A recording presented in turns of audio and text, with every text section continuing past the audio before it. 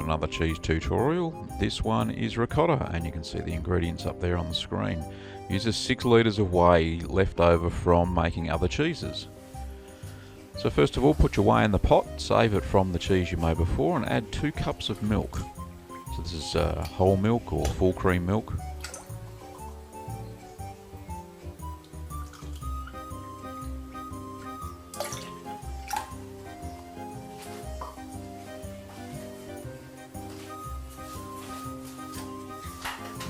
Find a spoon and give that a stir.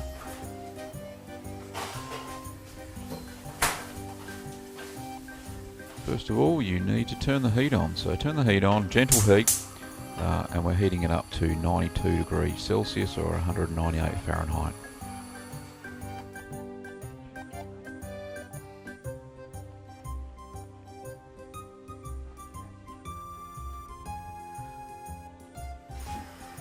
So that didn't take long, that took about 20 minutes to get up to heat. So that's 92 degrees now, so turn the heat off. And what we're going to do now is add the vinegar, and keep stirring when you're adding the vinegar.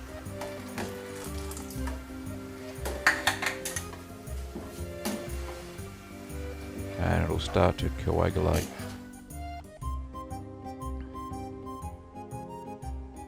So you can just keep stirring. You can see it's starting to go a bit lumpy there, which is great. So the curds are separating from the whey, and the ricotta starts to form.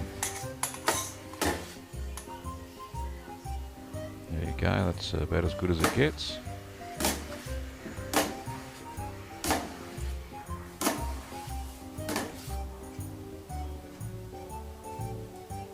So just scrape the foam off, and you can see there that the curds and whey are definitely separated now. Now the type of vinegar I was using was apple cider vinegar, which was readily available. So now we're going to drain off the curds from the whey.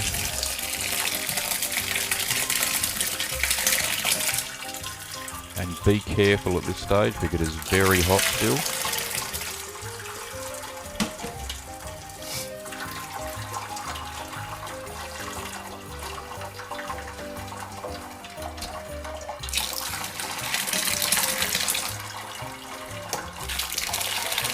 Whatever method takes your fancy, just make sure that you don't get any of the hot whey on you because it will burn.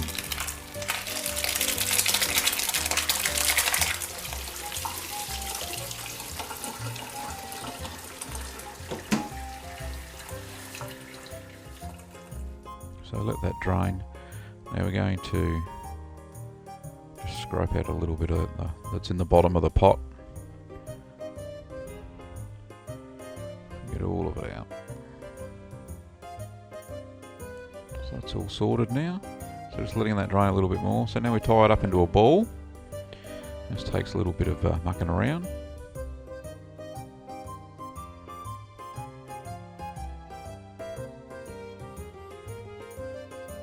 So you can see the cheese is coming off cleanly from the side, which is a good sign.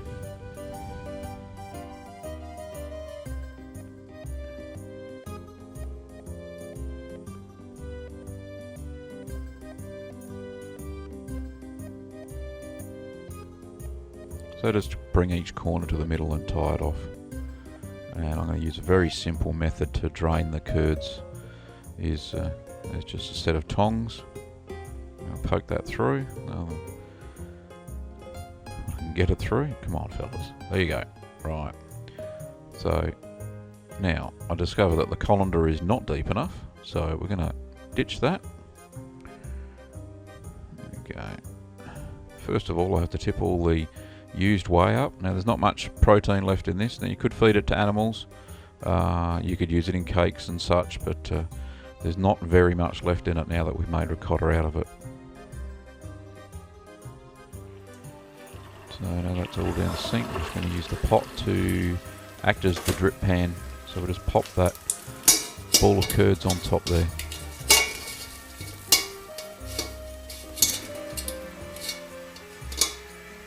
Try and get it hanging off of the bottom, which it is now. That's good.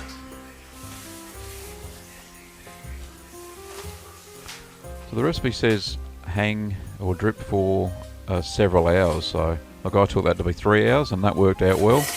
The curd mass was quite solid, and most of the moisture had come out, which is what you're looking for. So just undo your cheesecloth now and take the curds out.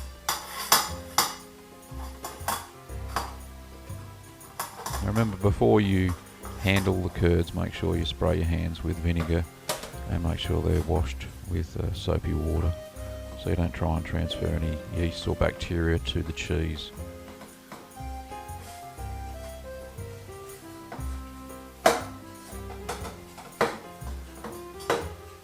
Excuse my elbow. There we go. There's the curd ball there. So at the moment it's officially ricotta. You could probably slice that up, eat it, beautiful. But what we're going to do is we're going to add a few things to it. First of all, to do that, we're going to have to mill the cheese.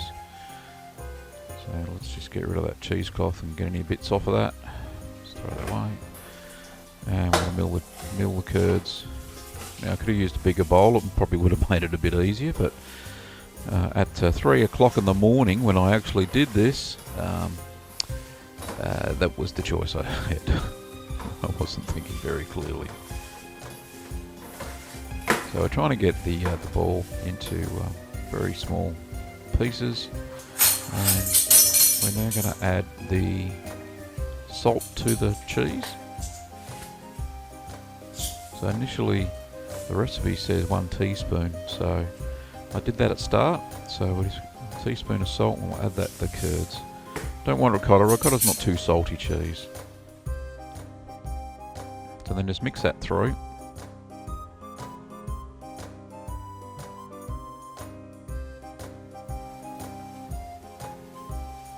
Notice I'm trying to be as quiet as a mouse. At 3 o'clock in the morning.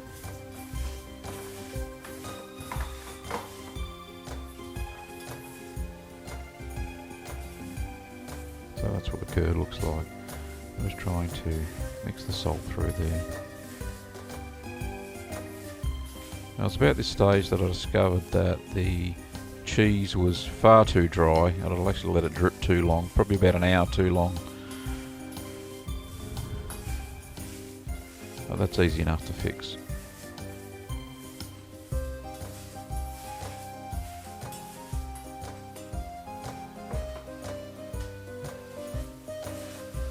So what you can do, you can add some cream to it.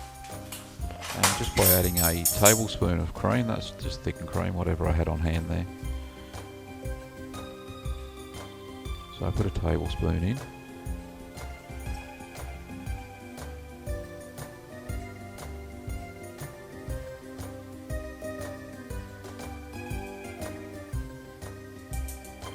Yes, I licked my finger.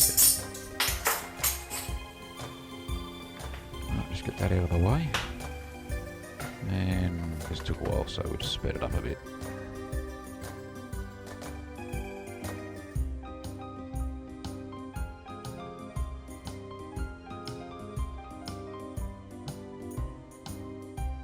And it was taking shape, so that moistened the cheese up very well, and you could mould it, and it tasted okay, but it needed a little bit more salt. So I put in half a teaspoon more, and that fixed up the taste just right. So just have to mill that around again.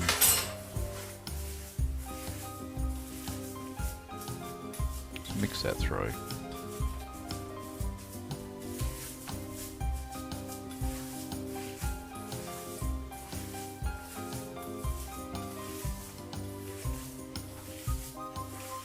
So you gotta mix it really well.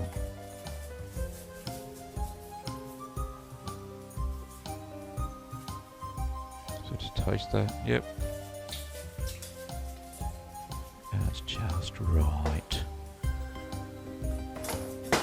Okay, that's about it really. So I just formed that up and just went get a plastic container so we can store that in the fridge. And as it says there, you can store it for up to a week if it lasts that long. The very next day after I shot this video, I made lasagna out of the ricotta. It was lovely.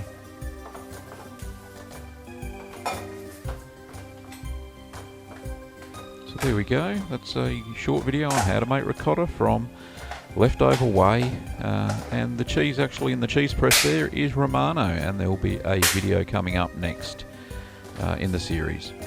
So see you later, everybody.